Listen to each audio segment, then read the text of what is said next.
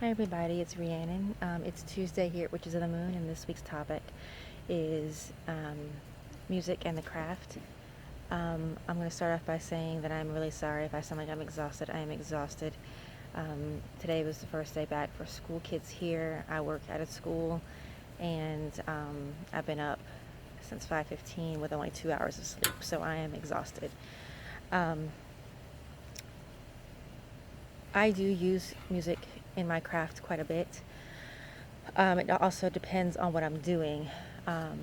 For crafting things like making tools, doing readings, and things like that, I often go for something that doesn't have a lot of lyrics, and if it does have voices, it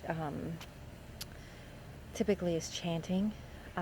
There is a group called Lyceum, I believe that's how it's pronounced, and they have, as far as I know, they have 3 albums out, and that is probably my favorite group to listen to when I'm doing any kind of crafting, when I'm doing any kind of work in my book of shadows, or anything where I'm going to be in my room for a while.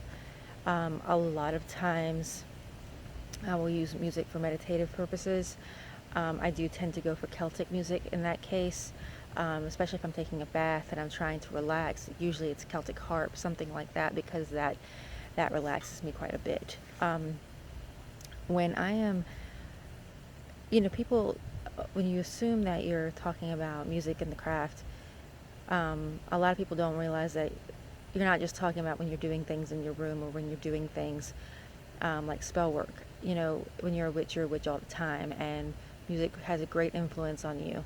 And I know that I have a certain band that I feel soulfully connected to, that I have lyrics tattooed on my body for, that when I am in a really bad place or bad mood, or it's just not been a great day, I will put that on and I will listen to them in the car, I will listen to them at work, and that is where I find some kind of peace. Doesn't matter how long it's been since I've listened, doesn't matter how often I've listened, doesn't matter anything. That is where I go to find my peace when things are not that great.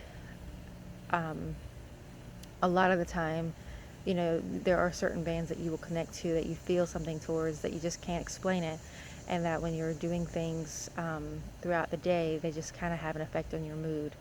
A lot of times I listen to Stevie Nicks at work, and there's just something really peaceful about her voice. I like to listen to her, and that's magic too. I mean, that has not, and I can throw in NSYNC, and I can throw in all these feel good poppy things, and it's not the same feeling that I get when I listen to one of those particular artists that I'm talking about right now.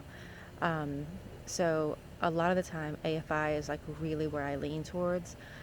Stevie Nicks, any kind of Celtic music. Lyceum for sure is the only thing that I absolutely have to listen to when I'm spending a long amount of time in my room. If I'm cleaning it, if I'm smudging it, if I'm doing a ritual or something along those lines, any kind of magic work or anything like that, tends to be what I'm playing. Especially if I'm really trying to find some kind of a peaceful vibe, because it does sound different, but it's all very similar to where you just kind of, you feel it. But music is very important. It can set the mood, and you have to be careful too, because especially if you're an empath and you have certain bands that do emote a lot of their emotions. They put a lot of their emotions in, and they emote a lot of energy throughout their lyrics. If you're receptive to that, you can pick up what they were putting in when they were recording. So there are certain albums that, though I love them, I have to be in a certain mindset to listen to them, because you pick up that emotion, and some of those emotions are not that great. You don't want to pick up the sadness of a breakup. You don't want to pick up the sadness of a death of a loved one. You don't want to do that. So you have to shield yourself sometimes, even from your favorite artist. And just like you can pick that up, you have to be careful with what you're listening to when you're performing your rituals and your magic, because which is a lot of the time why I do listen to just no lyrics when I'm doing any kind of ritual or spell, because I don't want their words blending into mine and setting the energy off. And that's just something that I believe in. Like, if you've got somebody else's energy in your room with you, lyrically, and you're trying to emote your own energy into a spell, then to me it just kind of gets confused, especially if they're saying two different types of messages. If you're kind of putting in the same emotion, and you want to listen, you're doing a love spell and you want to listen to Celine Dion or whatever, that's okay. I get that. But you have to be really careful with what you're listening to when you're doing spell work, because I feel like it can come through and really impact the way that your spell turns out. But I do use music a lot in my every day. It is a part of me. It is a part of who I am. It's very much a part of my craft.